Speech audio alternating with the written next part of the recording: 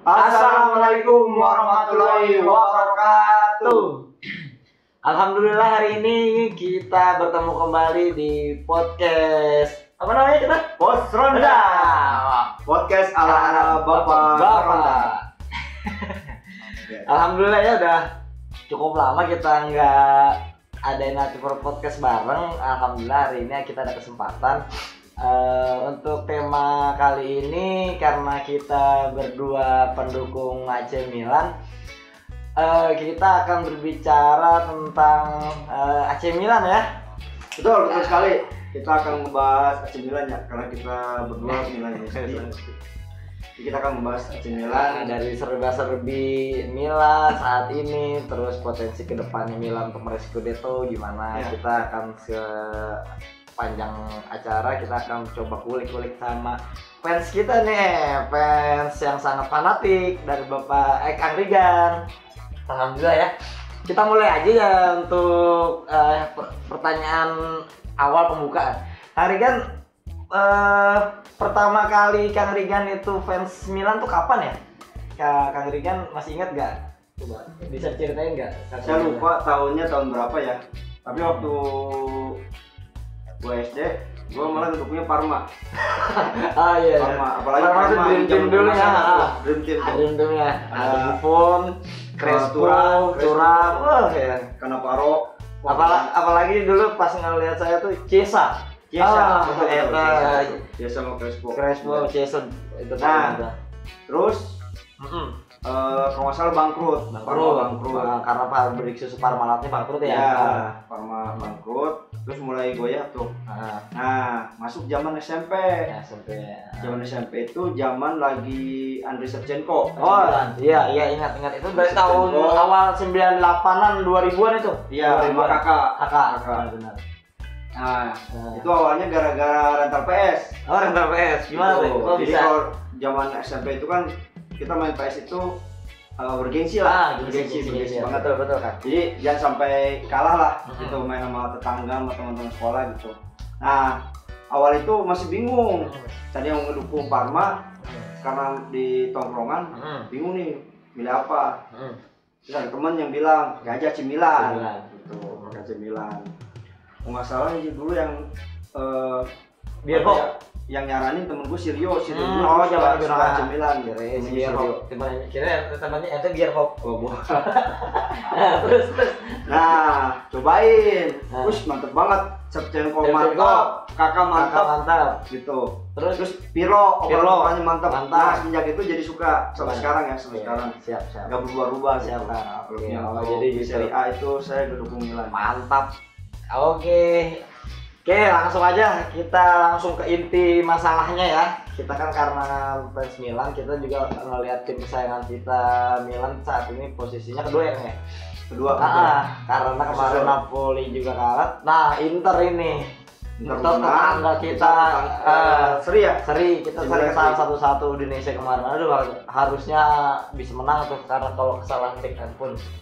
Ya langsung aja Kang ya, pertanyaan awal deh. Pendapat Kang Rigan nih dengan Milan saat ini. Terus kemarin kan gagal deh Liga Champion ya? Iya. Jadi masuk kotak amal. Juru kunci bawah. Karena kebetulan dia satu grup sama ibaratnya grup surga itu. Surganya bagi Liverpool maksudnya. Ya intinya gitu, grup neraka. Gimana Kang Rigan ngelihatnya? Jadi emang kita AC Milan itu wajar ya, wajar udah lama kita nggak masuk lagi champion. Jadi di grup-grup Facebook Milan juga waktu awal kita masuk lagi ke champion itu banyak yang bilang DNA Eropa nih, DNA champion nih. Kalau saya kurang setuju ya, Emang kita itu trofi 7. Kita trofi 7 Liga Champion. Tapi kita udah kelamaan ya. Udah 7 tahun ya. 7 tahun. Ya masuk wajar. Ketemunya apesnya kita pot 4.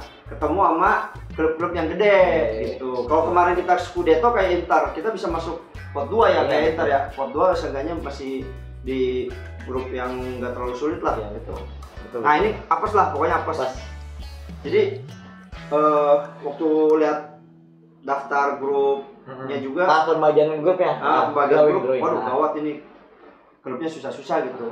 Ya jadi nggak terlalu gimana ya, nggak terlalu berharap banyak lah gitu. Padahal kemarin punya kesempatan tuh ya pertandingan terakhir tuh ya, kalau bisa sampai menang. Kan itu juga menang. Iya sih. Atletico menang. Atletico juga menang sih ya. Lawan Porto menang. Jadi ya sebutnya wajar lah. Untungnya kita nggak peringkat 3. Iya betul. Ya namanya orang Indonesia pasti apapun untungnya. Untungnya kita masih kita peringkat 4, nggak lanjut ke Liga Eropa. Karena akan terbagi ya bebannya juga antara Scudetto atau ke Piala Eropa. Betul gitu. Nah, terus ya. Ini sebetulnya mirip banget dengan Inter tahun lalu. Betul.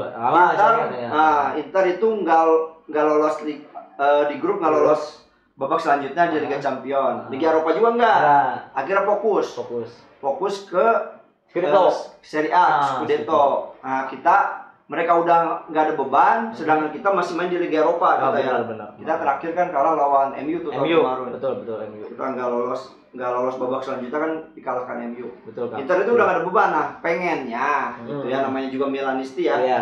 Milanisti kita pengennya fokus gitu. Betul. Fokus. Jadi Milan itu fokus biar udahlah Serie A aja lah, jangan mikirin liga yang lain gitu. Betul kan. Gitu. Oke. Kalau dibandingin tahun kemarin ya, saya perbandingannya bukan ngelihat dari bulannya. Kita kan sekarang bulan Desember nih. Desember pertengahan. Tapi jumlah pertandingannya. Nah, jumlah pertandingan beda. Kalau kita bandingin sama match 17 gitu, pertandingan ke-17 yang udah dilewati. Tahun kemarin itu di bulan Januari tahun karena itu, corona ya. Kita peringkat 1. Iya betul. AC Milan peringkat 1, kedua Inter, ketiga Roma, 4 Juve. Iya. Nah, poinnya hampir sama. Jumlah poin, oke. Jumlah poin. Iya. Tahun lalu AC Milan peringkat 1 40, tahun sekarang Inter peringkat 1 40. Iya. Gitu. Bedanya Inter itu dulu beda 3 poin, 37 tahun kemarin. Kalau sekarang Milan beda selisih 1 poin. Nah, 39. Jadi sangat-sangat memungkinkan untuk Scudetto. Iya betul. Gitu. Karena ngelihat statistik betul. Karena juga Inter juga akan terfokus ke Liga Champions juga kan. Iya. Betul. Oke. Apalagi tadi saya ngelihat ini daftar pertandingan selanjutnya itu susah. Iya betul. Itu Atalanta, Juventus ya, Napoli, betul. Terus Liga Champions. Tahun mana Liga Champions? Liga Champions Persib ya? Bukan. Entar dulu. Lupa lagi gua.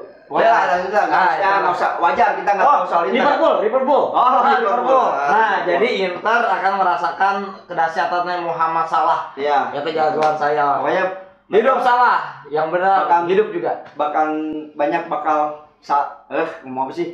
Banyak bikin kesalahan oleh Muhammad Salah. Oke, siap. Oke, jadi intinya menurut Kang Rijan, Milan itu mempunyai potensi yang sangat besar ya untuk Scudetto tahun ini, karena dilihat dari performa, juga dari klasemen, terus juga potensi Inter yang fokusnya terbagi antara Champion dengan Serie A. Milan tuh potensi Scudetto-nya sangat besar ya. Gimana kan? Betul. Kalau ya tadi yang sudah disebutin, kalau ngelihat dari poin per poin, terus fokusnya Inter ke Liga Champions, kita ada kemungkinan besar. Oke. Scudetto. Tapi Milanisti ya, kalau dilihat dari statistik pemain ada agak repot kita sekarang. Iya betul. Gitu. Karena apa kan? Jadi tahun lalu itu kalau dari data WhoScore ya, data WhoScore itu kita klasemen musim tahun lalu itu peringkat 10 besar itu pemain itu banyak Milan masuk. Banyak, ada kira-kira 3 atau 4 itu? 3. 10 besar itu 3. Ada Theo ya? Iya. Ke peringkat keduanya itu Ibrahimovic. Peringkat ke-9-nya itu Theo, peringkat ke-10-nya Hakan Calhanoglu. Nah, itu mereka 3 besar ke 10 besar masuk 3-3-nya. Sedangkan sekarang peringkat terbaik AC Milan di 20 besar aja Ibrahimovic. Ibra itu peringkat 11. Poinnya 7. Rata-rata poinnya sampai sekarang ya ke match ke-17 itu 7,27. Jauh sama tahun kemarin. Tahun kemarin itu Ibra itu peringkat 2 itu dia rata-rata poinnya 7,57. Jadi jauh banget statistiknya. Nah, ini ada permasalahan yang cukup juga cukup diresahkan gitu. Kita kehilangan Calhanoglu ya, apalagi gratis ya. Gratis gitu. Terus pemain. Theo emang bagus. Sampai match ke 10-an bagus kesininya. Tapi kurang konsisten saya. Iya, itu kalau lagi bertahan suka lupa balik. Terus beberapa kali pertandingan saya nonton suka kelolosan betul. Dia itu suka kelolosan. Jadi Theo tahun lalu sama Theo sekarang itu beda. Ibra itu udah musim sekarang ditonton beberapa kali itu banyak buang peluang. Buang peluang betul Pak. Buang peluang.